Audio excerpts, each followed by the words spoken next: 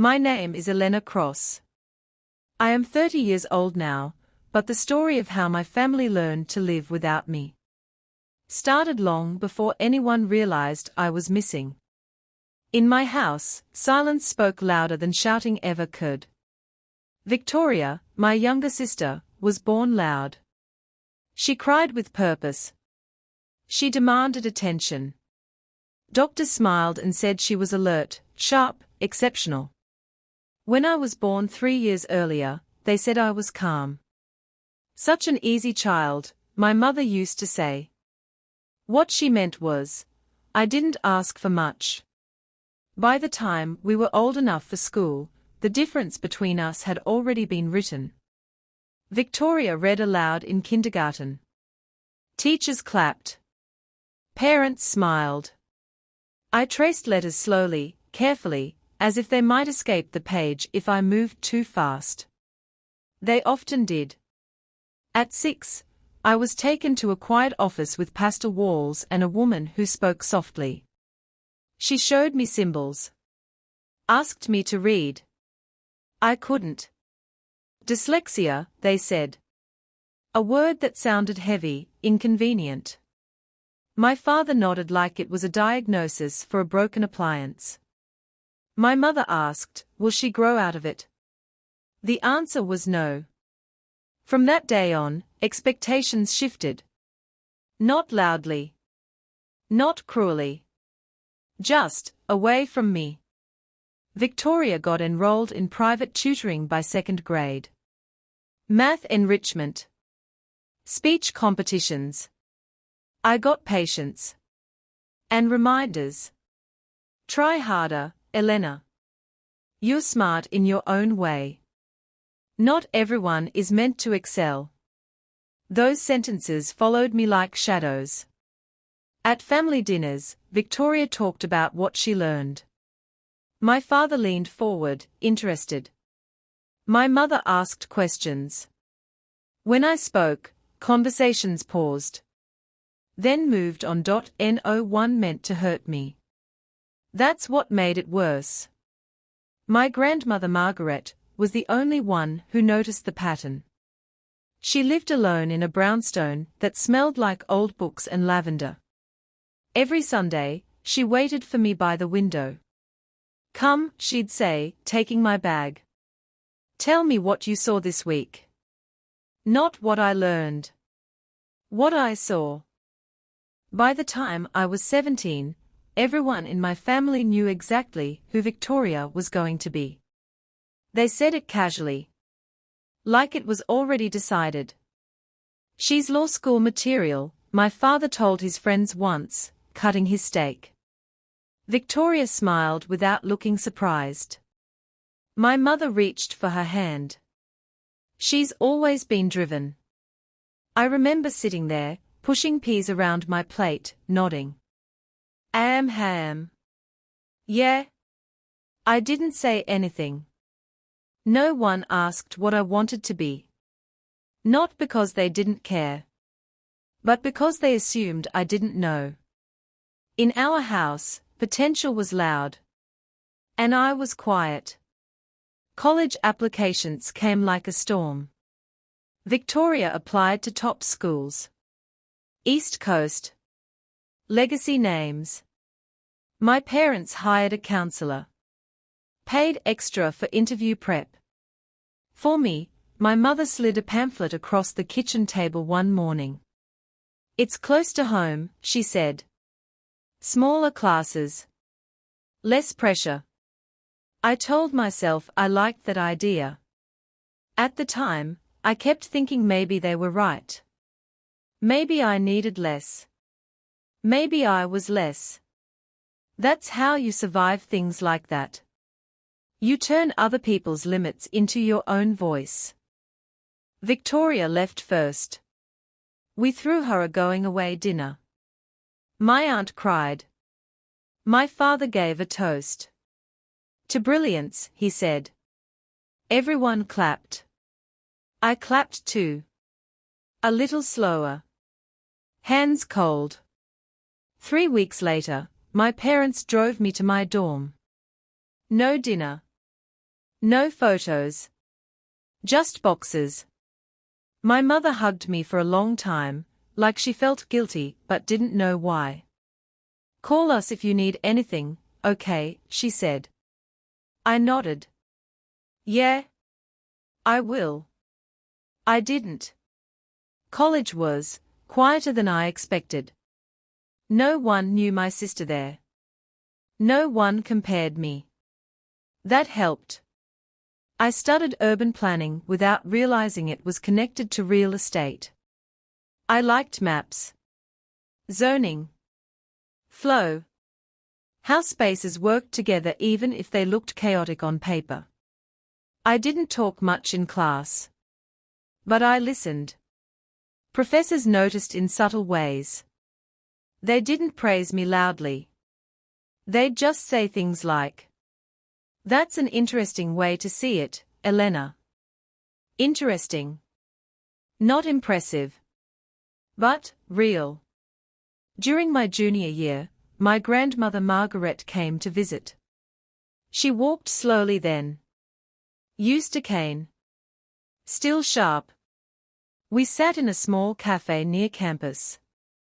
She watched people through the window while I talked. "I think Victoria's going to be amazing," I said suddenly. The word surprised me.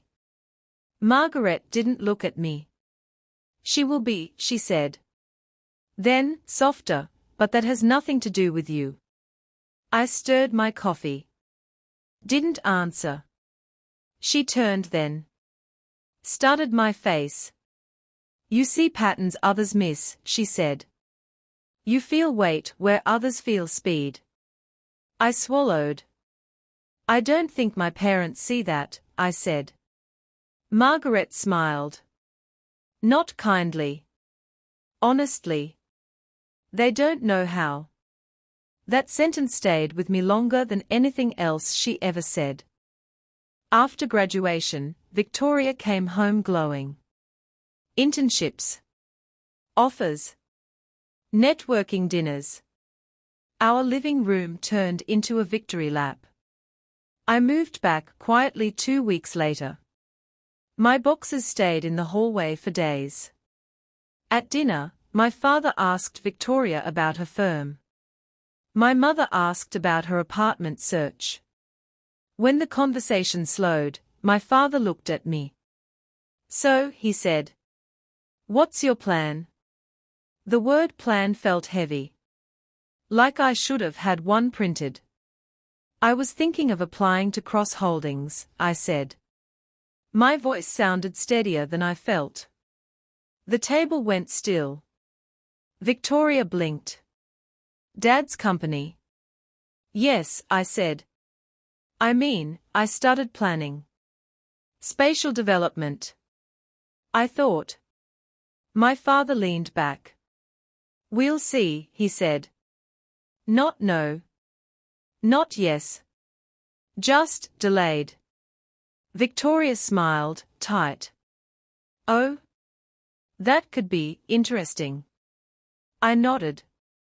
Ham. That night, I lay awake staring at the ceiling, listening to the house settle. I told myself I wasn't asking for favoritism. Just a chance. I didn't know yet how expensive that chance would become. I started at Cross Holdings on a Monday. No announcement. No welcome email. My father told HR to find something suitable for me, and that was that. They put me in development support. 3rd floor. Window facing the parking lot. Victoria worked on the 12th floor. Glass walls. Conference rooms with names instead of numbers.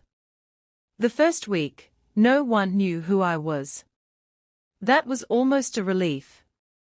People spoke to me normally. Asked what I thought. Handed me site plans without hesitation. I liked that part. I traced maps with my fingers. Not literally, just in my head. Traffic flow. Sun angles. Empty spaces that could breathe if someone let them. During meetings, I stayed quiet. Listened. When I spoke, it was usually after a pause. Can I say something? Not confident. Not timid. Just careful. Once, during a redevelopment discussion, I mentioned that the parking structure blocked emergency access during peak hours. The room went quiet. Then the project lead frowned. "You're right," he said. "We didn't catch that." He wrote it down. I felt a small warmth in my chest. Not pride. Relief. Victoria noticed me a week later. I was waiting for the elevator when she stepped out, phone pressed to her ear. She paused. Looked at me like she'd forgotten something. "Oh," she said. "You're here." "Yeah," I said. She smiled, distracted. "Good for you." The doors closed before I could respond. I stood there staring at my reflection in the metal, wondering why that sentence felt thin. It didn't take long for people to connect the dots. Cross. Same last name. The tone shifted. Suddenly, feedback came filtered. Praise softened. Corrections got gentler. Not kinder. More cautious. Like they were afraid of stepping on something delicate. I hated that. I worked harder. Stayed late.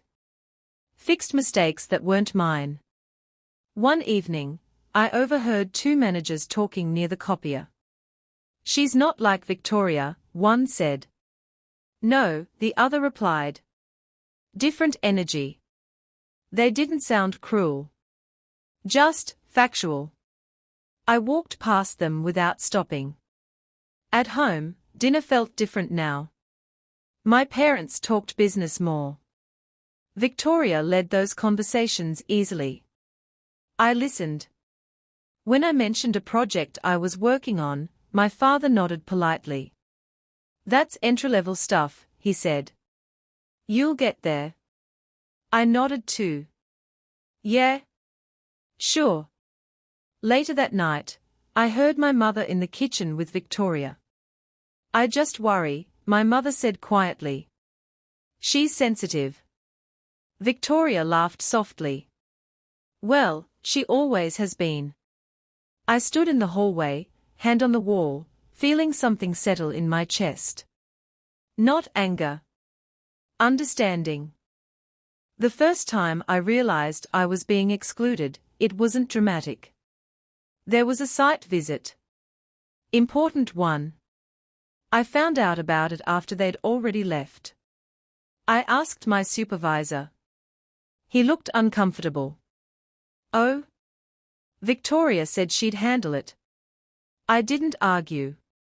Just nodded. Ham.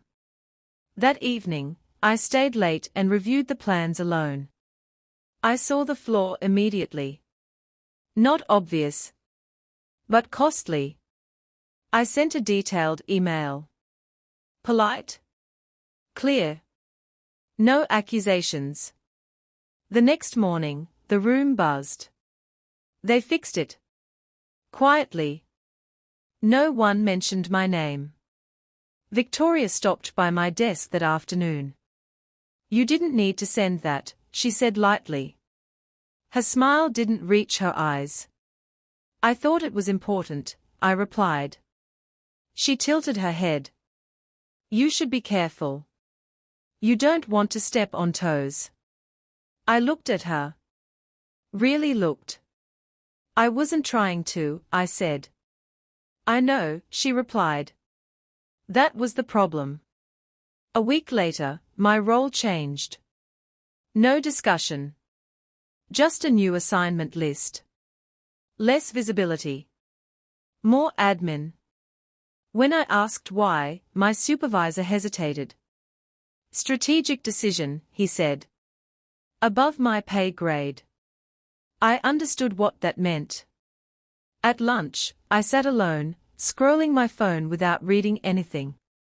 I thought about my grandmother. How she used to say rooms remember who built them. I wondered if Cross Holdings remembered her at all. That night, I opened my laptop and started documenting everything. Not to expose. Not to fight. Just to understand. Dates. Decisions. Patterns. I didn't know yet what I was preparing for. I only knew one thing. I was being pushed out. Slowly. Quietly. The same way I'd been trained to disappear my whole life. The first time I realized I was being excluded, it wasn't dramatic. There was a site visit. Important one. I found out about it after they'd already left. I asked my supervisor. He looked uncomfortable. Oh? Victoria said she'd handle it. I didn't argue. Just nodded. Ham. That evening, I stayed late and reviewed the plans alone. I saw the flaw immediately. Not obvious. But costly. I sent a detailed email. Polite. Clear. No accusations. The next morning, the room buzzed. They fixed it. Quietly. No one mentioned my name. Victoria stopped by my desk that afternoon. You didn't need to send that, she said lightly. Her smile didn't reach her eyes. I thought it was important, I replied. She tilted her head. You should be careful. You don't want to step on toes. I looked at her. Really looked. I wasn't trying to, I said. I know, she replied.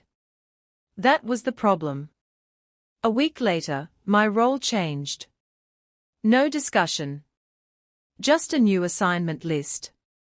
Less visibility. More admin. When I asked why, my supervisor hesitated. Strategic decision, he said. Above my pay grade. I understood what that meant. At lunch, I sat alone, scrolling my phone without reading anything. I thought about my grandmother. How she used to say rooms remember who built them. I wondered if Cross Holdings remembered her at all. That night, I opened my laptop and started documenting everything. Not to expose. Not to fight. Just to understand. Dates. Decisions. Patterns. I didn't know yet what I was preparing for.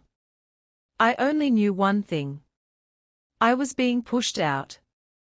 Slowly. Quietly. The same way I'd been trained to disappear my whole life. After my role changed, people stopped asking what I thought. Not abruptly. Gradually. Emails stopped including me. Meetings moved without notice. I still had work, plenty of it, but none of it led anywhere. Review forms. Update logs. Cross-check numbers that never came back to me. Busy work. The kind that keeps you occupied without keeping you relevant. At first, I told myself it was temporary.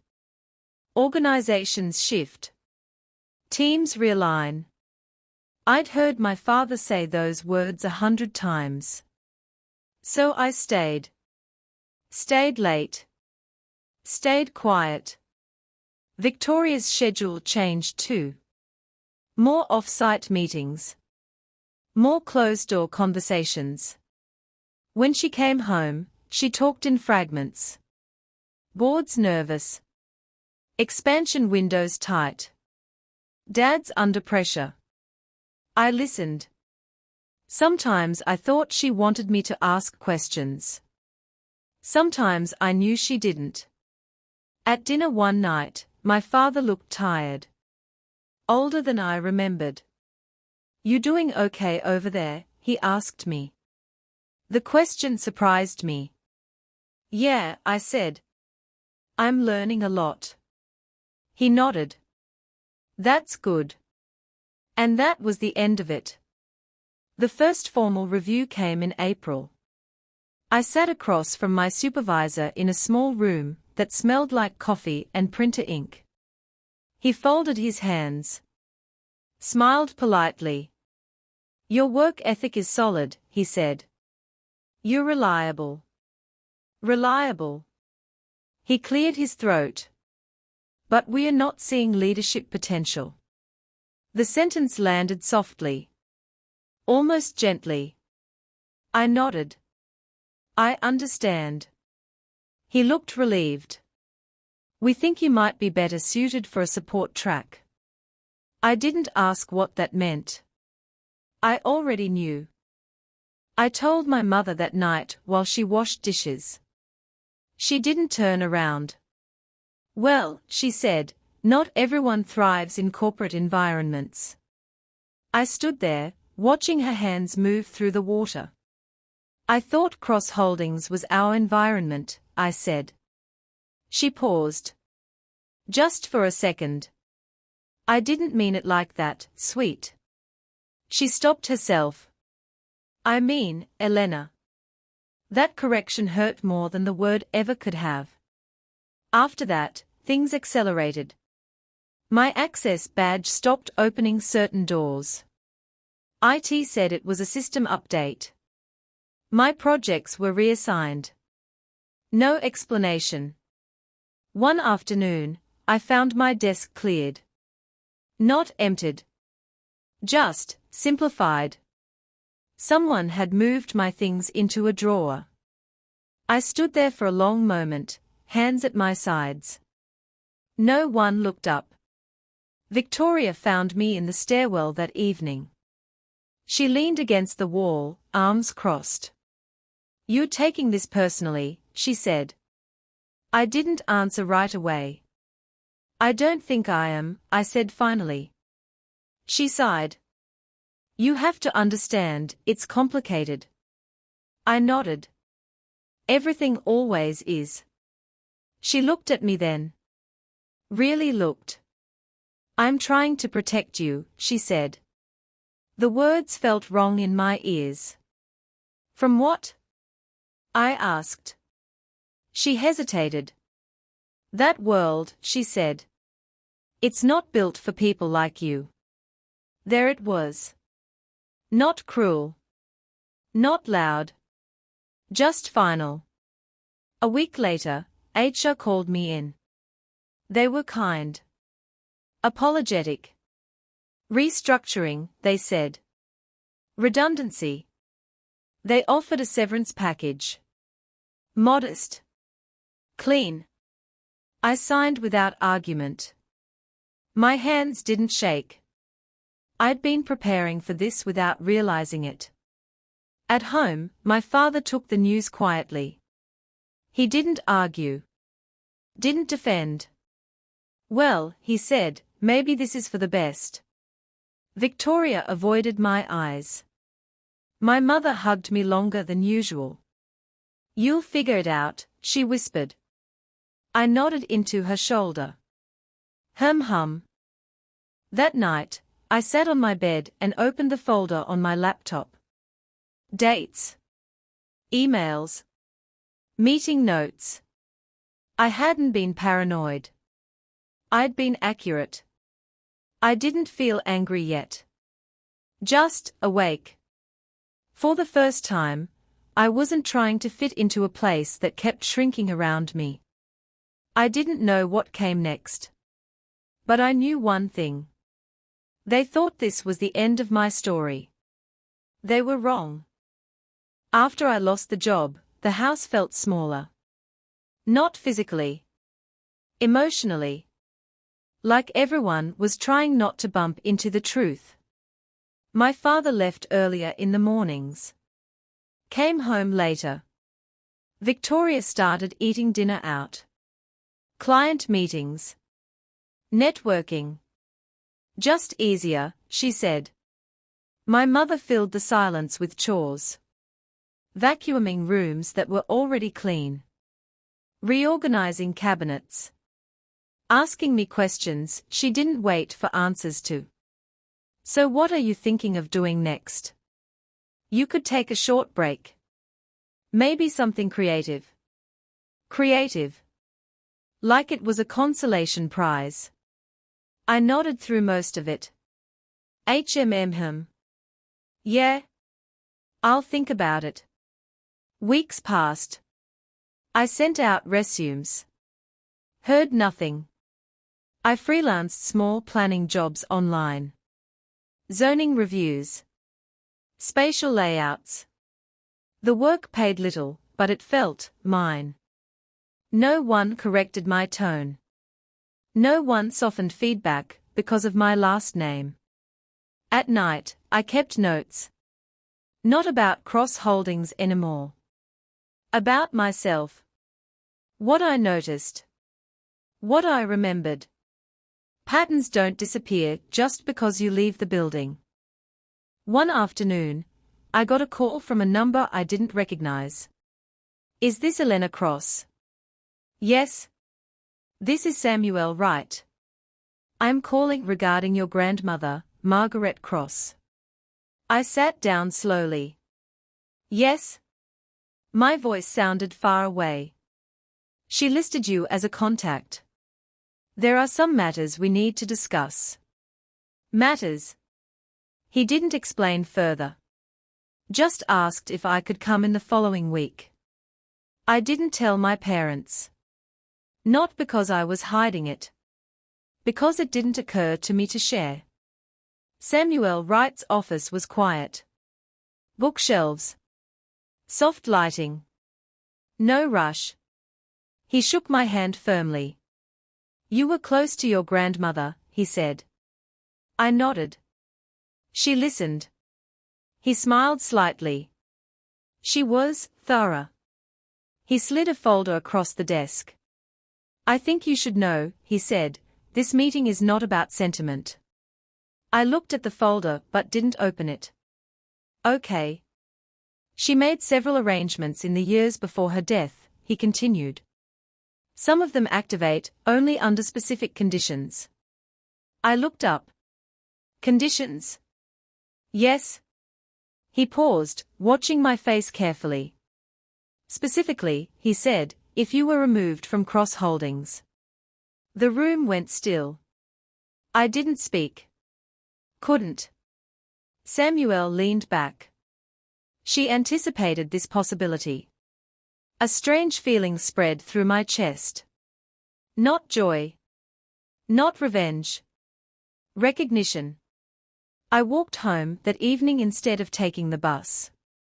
The air felt different. Not lighter. Clearer. At dinner, my father talked about a stalled deal. Victoria complained about board pressure. I listened. The same way I always had. But something in me had shifted. I wasn't waiting to be included anymore. The next week, Samuel called again. It's time, he said. For what? I asked. For the reading. The board meeting was scheduled for a Thursday. Routine, they thought. My father wore his navy suit. Victoria wore confidence like perfume. I arrived early. No one expected me there. Victoria's eyes flicked to me, confused. You're not. She stopped. I smiled politely. Just observing. Samuel entered last. He placed a thin envelope on the table. I've been asked to read a clause from Margaret Cross's estate, he said calmly. My father frowned. This isn't the time. It's precisely the time, Samuel replied. The room went quiet. I folded my hands in my lap. Steady. Samuel read slowly. Carefully. Margaret's voice felt present. Measured. Sharp. In the event that my granddaughter, Elena Cross, is excluded from Cross Holdings without cause. Victoria shifted. My father stiffened. All controlling shares held in trust shall transfer to her immediately. Silence. Real silence. The kind that presses on your ears. Samuel closed the folder. Elena Cross is now the majority shareholder. I didn't smile. I didn't speak. I just breathed. Victoria looked at me like she was seeing me for the first time.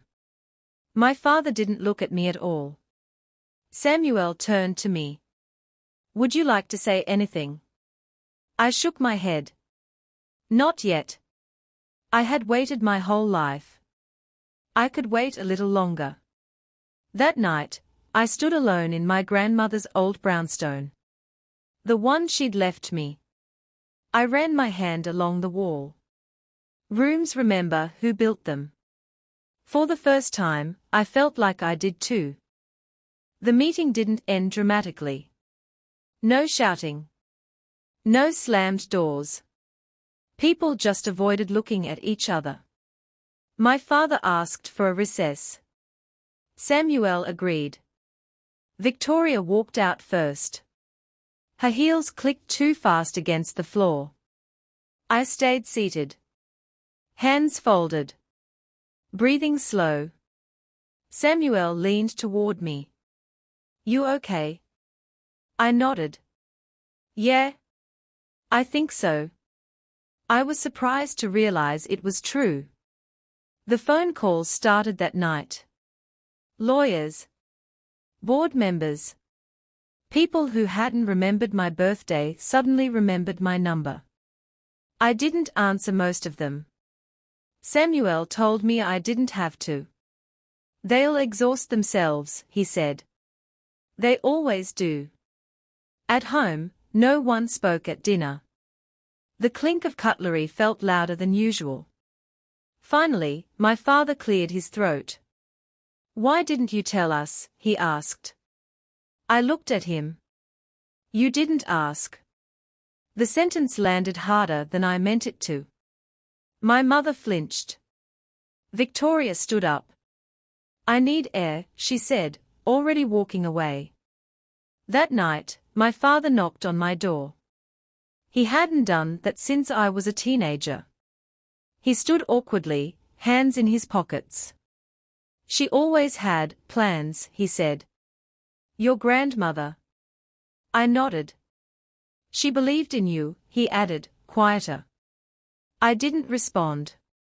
Belief wasn't something you could borrow retroactively. Over the next week, Cross Holdings changed tone. Not structure. Not branding. Tone. People waited when I spoke. Paused instead of interrupting. I didn't demand it. They just sensed something had shifted. I asked for reports. Full ones. I listened. No accusations. No speeches. Just questions. And silence. That's where truth lives. Victoria confronted me on a Tuesday evening. She came into my grandmother's brownstone unannounced. You planned this, she said. I didn't look up from the documents. No, I said. She did. Victoria laughed, sharp. You knew she'd do this. I met her eyes. She knew you'd do this. That stopped her. For a moment, she looked small. I worked for this, she said. I know, I replied. So did I. She shook her head. You didn't even want it. I closed the folder. That doesn't mean I didn't deserve to be there. She didn't have an answer for that. The board meeting a month later was different. Not tense. Cautious. My father sat straighter. Spoke less. Victoria came prepared. So did I. When discussion turned to a stalled expansion project, I waited. Listened. Then I spoke. There's a spatial conflict no one's addressed, I said calmly. It's not regulatory. It's human. They looked at me. I explained. No rush. No performance. Just clarity. The room stayed quiet when I finished. Then one board member nodded. That's correct. Another added, why didn't we see that before? I didn't answer. I knew why. After the meeting, Samuel smiled. You didn't take control, he said. You let them hand it to you. That night, my father came to the brownstone. He looked around like he was seeing it properly for the first time. She left you more than shares, he said. Yes, I replied. She left me context. He sat down heavily. I failed you, he said. I believed he meant it. But apologies don't rewrite years. They just acknowledge them. I'm not angry, I said. I'm just done shrinking. He nodded. That was enough. Victoria and I didn't reconcile. Not fully. But something softened. She stopped competing with me. Stopped trying to protect me. She started respecting distance. Sometimes that's the healthiest thing. I didn't become loud. Didn't fire people. Didn't make speeches about justice. I made changes slowly. Hiring processes. Access. Who gets heard. Invisible things. The kind that change outcomes without headlines. One evening, alone in the brownstone, I sat by the window the way my grandmother used to. I thought about all the times I'd been quiet. How people mistook it for weakness. They were wrong. Silence was where I learned to listen. And listening. That's how you build things that last. Life didn't transform overnight. There were no headlines. No sudden praise. Cross-holdings kept running the same from the outside.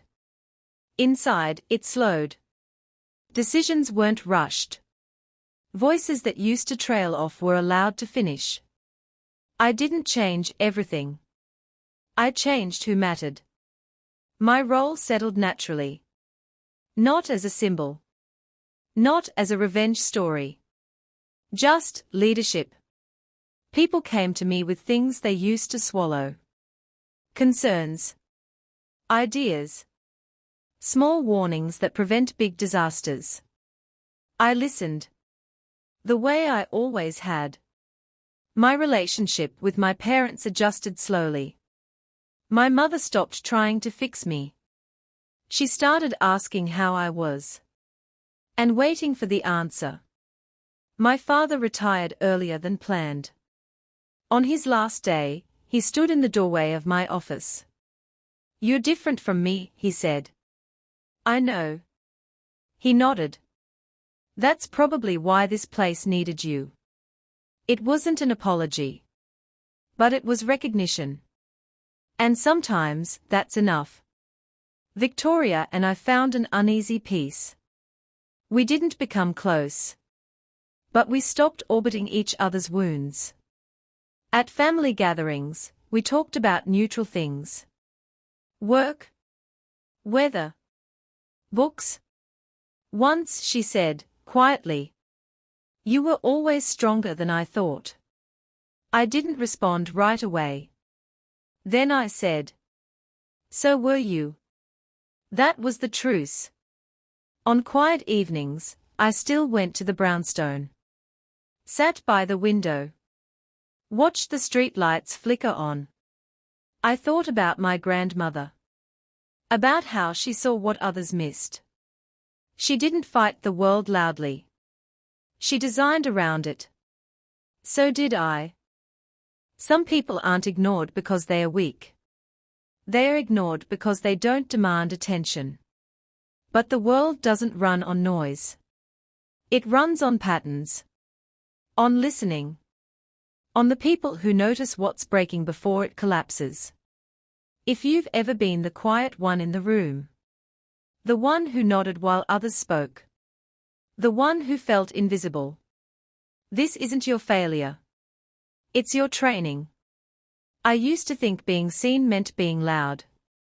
I was wrong. Being seen means standing where you belong, without apologizing for how you got there. If this story felt familiar, you're not alone. And if you're still here, still listening, thank you for sitting in the quiet with me. Sometimes, that's where the truth lives. See you in the next story. Take care of yourself.